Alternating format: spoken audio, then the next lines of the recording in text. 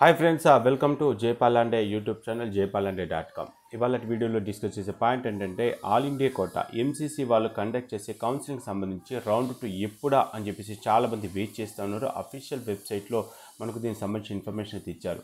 ఒకసారి అఫీషియల్ వెబ్సైట్కి వెళ్తే ఇక్కడ మనకు సెప్టెంబర్ 1 రోజు ఇచ్చినటువంటి సర్క్యులర్ ప్రకారంగా చెక్ చేసుకుంటే ఈ లిస్ట్ ఓపెన్ చేయగానే మనకు ఎప్పటి నుంచి ఎప్పటి వరకు స్టార్ట్ అవుతుంది అని చెప్పేసి క్లియర్గా ఇవ్వడం జరిగింది.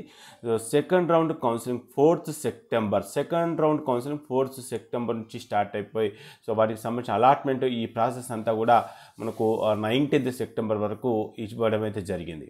సో దీనికి సంబంధించి డీటెయిల్డ్ కౌన్సిలింగ్కి సంబంధించినటువంటి ఇన్ఫర్మేషన్ కనుక చెక్ చేసుకుంటే ఇక్కడ మనకు డీటెయిల్ అంటే ఈ రిజిస్ట్రేషన్ ప్రాసెస్ ఎప్పుడు స్టార్ట్ కాబోతుంది ఏంటి అనేది మనం ఇక్కడ చెక్ చేసుకోవచ్చు.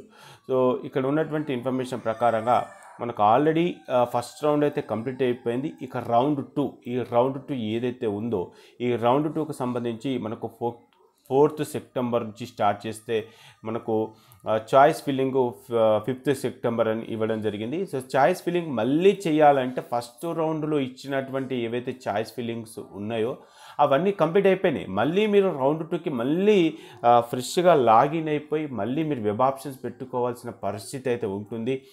న్యూ రిజిస్ట్రేషన్ కూడా అవకాశం ఉంటుంది. ఆల్రెడీ ఫస్ట్ టైమే రిజిస్ట్రేషన్ చేసుకున్నా అనుకుంటే సో వాళ్ళకి అవసరం లేదు. ఎవరైనా మళ్ళీ నేను రౌండ్ 1లో మర్చిపోయాను, రౌండ్ 2లో ఎంట్రీ కావచ్చా అనుకుంటే రౌండ్ 2లో కూడా ఎంట్రీ కావచ్చు. దానికి సంబంధించిన ఇన్ఫర్మేషన్ అయితే ఇక్కడ ఇవ్వడం జరిగింది. ఇక సీట్ అలాట్మెంట్ ప్రాసెస్ అంటే ఈ రిజిస్ట్రేషన్ ప్రాసెస్, చాయిస్ లాకింగ్ ఇదంతా కూడా మనకు 9th వరకు ఉంది. Seat allotment process 10th September, 11th September. ఇక ఈ రిజల్ట్ అంటే రౌండ్ 2లో మనకు రిజల్ట్ ఎప్పుడు వస్తుంది అంటే 12th సెప్టెంబర్ వరకు రిజల్ట్ ఇస్తాము, ఎవరికి ఏ కాలేజీలో సీట్ వస్తుంది అనే ఇన్ఫర్మేషన్ అయితే ఇక్కడ ఇవ్వడం జరిగింది. సో దీనికి సంబంధించినటువంటి ఇన్ఫర్మేషన్ ఈ ఏదైతే రిపోర్టింగ్ ఉందో ఈ రిపోర్టింగ్ అయిపోయిన తర్వాత అంటే 13th తర్వాతనే మనకు ఏపీకి సంబంధించిన రౌండ్ 2 రిజల్ట్ కానీ లేకపోతే రౌండ్ 2కి సంబంధించినటువంటి ప్రాసెస్ కానీ జరిగే అవకాశాలు అవుతున్నాయి. సో ఇప్పటి వరకు అయితే ఆల్ ఇండియా కోటాకు సంబంధించిన ఇన్ఫర్మేషన్ అయితే 4th సెప్టెంబర్ నుంచి 9th సెప్టెంబర్ వరకు ఉన్న డేట్ను గుర్తుపెట్టుకొని